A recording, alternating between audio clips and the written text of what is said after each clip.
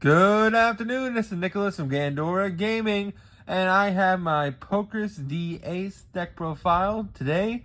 2023 post the Banlist reversal.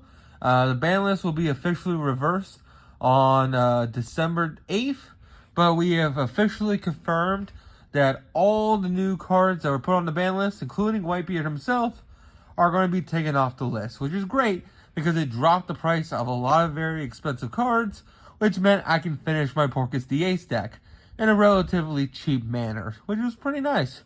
So if you want to build this leader, this is probably the best time to do it before all the cards spike back up.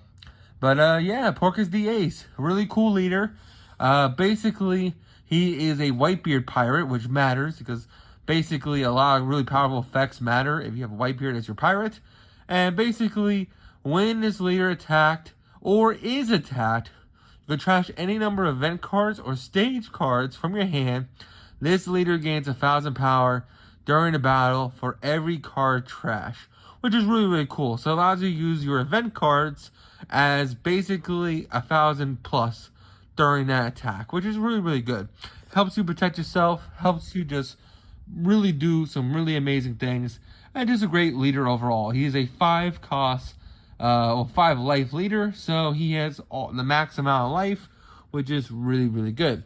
Well, I guess Whitebeard has the max amount of life, but he loses one every turn, so I don't know. I guess Whitebeard has the most life, but whatever. Speaking of Whitebeard, we are playing the one copy of Edward Newgate. He was one of the only cards to stay at 1. He deserves to stay at 1. This card's absolutely stupid. Where basically on play, up to one of your opponent's leaders, your leader I meant to say, gains 2,000 power until the end of the next turn, so that makes him a 7k until your next turn, which is absolutely insane. And then also, cards can be added to your life by card effect, which only applies to the Whitebeard leader because he's the only current leader that does that. And then also, when 2 Dawn is placed on him when he attacks, KO to one of your opponent's characters with 3,000 or less power. Very, very powerful 9-drop. He is the heart and soul of his deck, and just a really, really great one of a deck. I wish he was at 4, but then red decks would be really oppressive if this guy was at 4, especially red, purple Luffy, because he's already at 6,000, meaning this guy will be making him 6 plus 2, 8,000 every turn, which is absolutely crazy. We're also playing, of course, 4 of the 7-drop Portgas.D.Ace. This guy is your main boss monster. As much as I love Edward Newgate, this guy is at 4 still, and he is absolutely insane. Where basically, on play, give up to 2 of your opponent's characters minus 3,000 power. And then this card, if you have a Whitebeard as your leader, this card gets Rush, which is absolutely insane.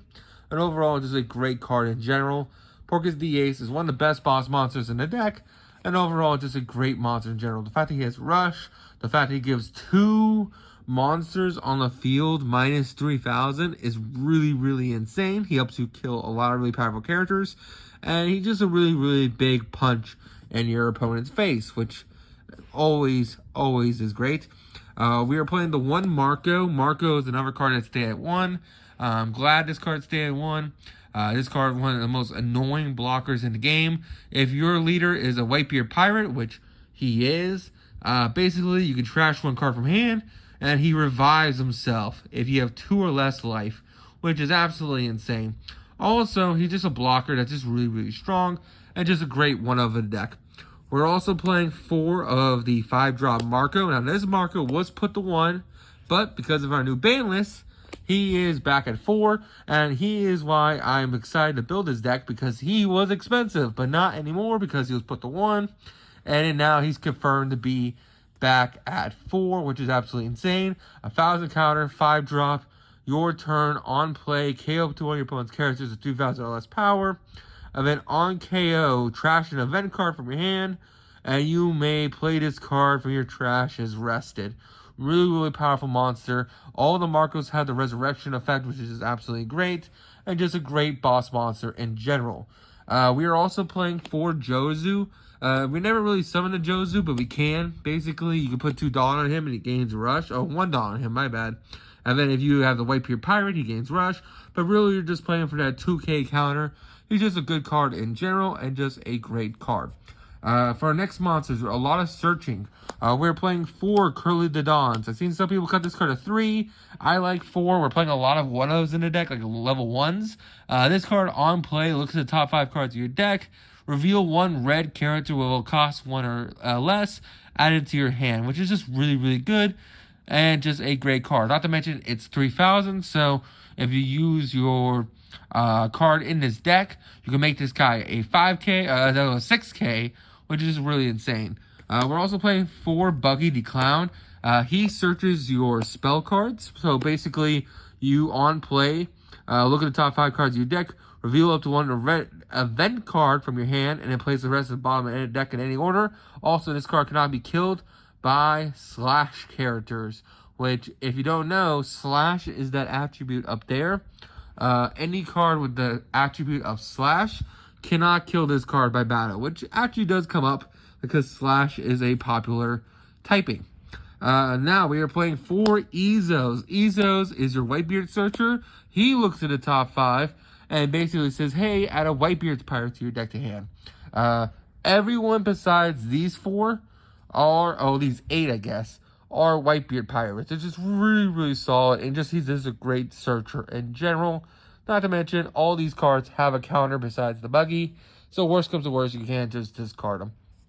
We're also playing 4 Otamas. Otama is just a great Land of Wano card.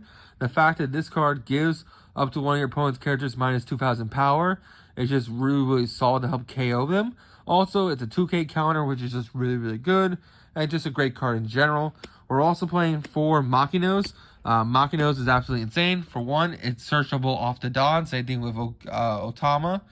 Also, this card is a 2k counter, 1 cost, where it says, on main phase, rest this character up to 1 of your opponent's characters that costs 1, gain 3,000 power, meaning you can make a Buggy or the Dawn's 2 cost, my bad, a Ezo, a 5 or a 6,000, which is just really, really big, which is just really, really good. So this card is just a great, great card.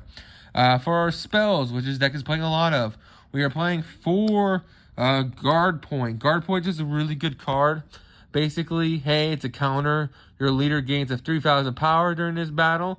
And then if you're basically the trigger is your leader gains 1,000 power during this turn, which is really good.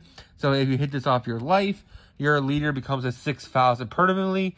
And if Whitebeard was already played the previous turn, then Portgas.D.Ace becomes plus 3,000. So it would be an 8k on your opponent's turn, which is absolutely insane. We're also playing 4 Crossfires. Crossfire is absolutely insane. Basically, during the main phase or during an attack, if your leader includes Whitebeard Pirates, give up to 1 of your opponent's characters minus 4,000 power. This helps you OTK your opponent's characters. Not to mention, also protects yourself from an attack from a card, which is just really, really good. And this card is a must-have for us. It is not only a Whitebeard card, but it's also a spell. So Buggy can search either Guard Point or Crossfire pretty easily. We're also playing Fire Fist. Now, Fire Fist and the Field Spell were debatable cards. I decided not to play the Field Spell. I decided to play Fire Fist instead. Fire Fist is just really good removal. Basically, during the main phase, trash this event. Trash an event from your hand. KO up to 1 of your opponent's characters with 5,000 power or less. And up to 1 of your opponent's characters 4,000 or less. So it pops 2 cards, which is absolutely insane. The only issue I have with it is that it is a 3 cost. It does require you to discard another event from your hand. But it's still really great removal because it pops 2. And I feel like I should be playing it at that. But maybe, who knows, maybe we should cut it. I'm not really sure. I think Fire Fist has playability. We just have to see. And finally, for my favorite reason, the reason why I actually want to build this deck, Flame Emperor. Flame Emperor is one of the most busted spell cards in the entire game. If your leader includes Portgas.D.Ace, KO up to 1 of your opponent's characters with 8,000 power or less. Then, your leader gains double attack and 3,000 power this turn, meaning your leader becomes an 8k, you cop an 8,000 or less, and he has double attack, which is absolutely insane. Not to mention, that still leaves you, if you're at 10 Dawn, 3 more Dawn to put on him. So, Ace with 8,000 will be plus by another 3 Dawn, which would, and you can use Ace's ability to discard events to really push the edge and really punish your opponent if you don't have a blocker. This card is absolutely insane, and it's probably one of the strongest cards in the game. I really do think this card is slept on. A lot of people cut this card to 2 or if not 3. I disagree. I feel like you always want to see this card. This card is just great removal, and it's one of the best cards in the game. Also, in the anime, it was one of the best scenes with Ace, so you always gotta love it. What will prevail, the light or the darkness? Well, we already know the answer to that. And sadly, our Ace boy does not make it out on top. But maybe, if you play this deck with these ratios, maybe you will. And yeah, that's all I got. Hope you all enjoy. This is the full list. Hope you all enjoy. Don't do anything stupid. See you all on the next one, and bye-bye. Also, Konami, please don't make a new ban list and then, like, go make a new, like, get rid of all the cards you just put on the ban list, like, a week later. That kind of sucks. Please don't do that again. All right, bye-bye.